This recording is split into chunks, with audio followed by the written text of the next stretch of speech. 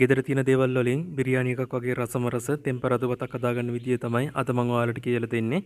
ඉතින් මේ විදිහට හදාගත්තොත් ඇත්තටම හොදි වර්ග නැතුවම මේ බත් එක කන්න පුළුවන්. අපි නම් බලමු රසට ලස්සනට ලේසියෙන්ම මේක හදාගන්නේ කොහොමද කියලා. මුලින්ම මම මේ විදියට තෙල් ටික අරත් කරගන්නවා. ඔයාලට මේ වගේ මේක රයිස් කුකර් එකේ වුණත් හදාගන්න පුළුවන්. ඊට පස්සේ ඒකට කපාගත්ත ලොකු ලෝණ එකතු කරගන්න ඕන. ඒ වගේම කරපිංචා අමමිරිස් මේ විදිහට දාගෙන මම මේ ටික හොඳින් ටෙම්පරාදු කරගන්නවා. ලොකු ලුණු ටිකක් වැඩිපුර දාගන්න පුළුවන් නම් ගොඩක් හොඳ රසකට ඔයාලට බත් එක හදාගන්න පුළුවන්. ඊට පස්සේ තලාගත්ත එනසල් කරාබු නැටි ඒ වගේම කුරුදු එකතු කරගන්නවා. ඊට අමතරව ඉඟුරු සුදු ලුණු පේස්ට් එක දාගන්නවා. ඒකත් හොඳට තලලා අරගන්න. ඊට පස්සේ ඔක්කොම හොඳින් ටෙම්පරාදු වුණාන් පස්සේ මම මේකට කපාගත්ත තක්කාලි එකතු කරගන්නවා. මේ වෙලාවෙදිම ඔයාලා ගාව රම්පේ තියෙනවා නම් රම්පෙත් එකතු කරගන්න. මගේ රම්පේ වලට එහෙන ගාපු හින්දා මම මිංචු කොළ දාගන්නවා.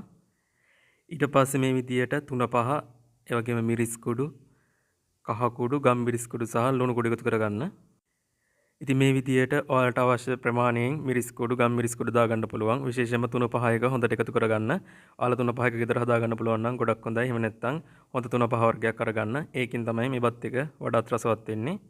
ඊට පස්සේ මම මේකට උකු පොල් කිරි ටිකක් එකතු කරගන්නවා. ඒකත් එකතු කරගෙන විනාඩියක් විතර හොඳට මේ ඔක්කොම හොඳින් රත් කරගන්න ඕන. ඊට පස්සේ තමයි මම මේකට හාල් එක දාගන්නේ. මම නම් මෙතනදී බාස්මති හාල් තමයි අරගත්තේ. විනාඩි 40ක් විතර පෙඟෙන්න තියලා. ඔයාලා සාමාන්‍ය හාල් වර්ගයක් ගන්නව නම් හොඳට සෝදලා වෙනදා වතුර තියාගන්න ප්‍රමාණයටම වතුර තියාගෙන උයාගන්න. මම මේක විනාඩි 40ක් විතර පෙඟෙන්න තියපු හින්දා වැඩි වතුර තියාගත්තේ නෑ. ඊට පස්සේ මේක වහලා සාමාන්‍ය විදියටම උයාගන්න තියෙන්නේ. දැන් මේ තියෙන්නේ මම උයාගත්ත බත් එක හොඳ සුවඳක් තියෙන යාළුවනේ මේ වෙලාවේදී අපි එකතු කරගත්ත දේවල් එක්ක. ඊට පස්සේ තමයි අපි මේක ටෙම්පරාදු කරගන්න ඕන.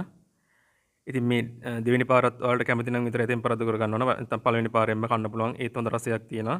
මම ඉතින් ආයෙත් ටෙම්පරාදු කරගන්නවා. මෙහෙම කරාම හොඳ රසයක් ආයෙත් එනවා. කියන්නේ මාරම රසක් තියෙනවා මේ වෙලාවේදී. කියන්නේ දෙවෙනි පාරට ටෙම්පරාදු කරන් පස්සේ ඇත්තටම බිරියානි එකක් වගේමයි. ඉඟුරු සුදු ලුණු ටික හොඳට රත් වුණාන් පස්සේ ලොකු ලුණු එකතු කරගන්න. කරපිංචත් දාගන්න. ලොකු ලුණු ගොඩක් බෙදෙන්න ඕනේ නැහැ. ටෙම්පරාදු වෙන්න ඕනේ. ඒක සාමාන්‍ය ප්‍රමාණයට තිබ්බම ඇති. කනකොට හොඳට හැපෙන විදියට. ඊට පස්සේ තමයි අපි මේකට බත් එක එකතු කරගන්න ඕන. ඉතින් යාළුවනේ සුපිරිම තත්ත්වයේ සියලුම ද්‍රව්‍ය සෝදලා පිරිසිදු කරන 3-5 වර්ග ආදල් කිචන් එකෙන් ඔයාලට ගෙදරටම ගෙන්න ගන්න පුළුවන්. පළවෙනි කමෙන්ට් එකේ තියෙන WhatsApp නම්බර් එකට මැසේජ් එකක් දැම්මොත් ඉතින් රුධිරයේ තියෙන කොලෙස්ටරෝල් මට්ටම සීනි මට්ටම පාලනය කරන්න පුළුවන් විදිහට තමයි අපි 3-5 එක හදලා තියෙන්නේ. ඒ වගේම මස්කරි පවුඩර් මේ හැම දෙයක්ම තියෙනවා. ඉතින් ඊටාම පිරිසිදුවට කන්න රසට කන්න ඕන අය අනිවාර්යෙන් මෙසේජ් එකක් දාන්න. ඉතින් මේ විදිහට බත් එක එකතු කරගත්තන් පස්සේ සාමාන්‍ය ගින්දරේ විනාඩියක් විතර මේක හොඳින් කලවම් කරගන්න. සූදුරුත් එහෙම එකතු කරගන්න පුළුවන් නම් තවත් රස වැඩි වෙනවා. සාමාන්‍යයෙන් මන් දෙපාරටම එකතු කරගත්තේ තෙල් තේ හැඳි දෙකක් වගේ ඔයාලට කැමති ප්‍රමාණයකින් එකතු කරගන්න පුළුවන්. වැඩි කන්න නැත්නම් අඩු තෙල් ප්‍රමාණයක් එකතු කරගන්න. ඉතින් මෙන්න මේ විදිහට තමයි මම රසම රස අපේ ටෙම්පරාදු බත් එක හදාගත්තේ. ඇත්තටම සුපිරිම රසක් තියෙනවා. ඔයාලත් හදලා බලන්න. ඇත්තටම හැමෝම කැමති වෙයි. එහෙනම් ගොඩක් ස්තුතියි මගේ වීඩියෝ එක බලුවට. තවත් රසවත් වීඩියෝ එකක් කරගෙන ඉක්මනට මෙන්න හැමෝටම සුබ දවසක්.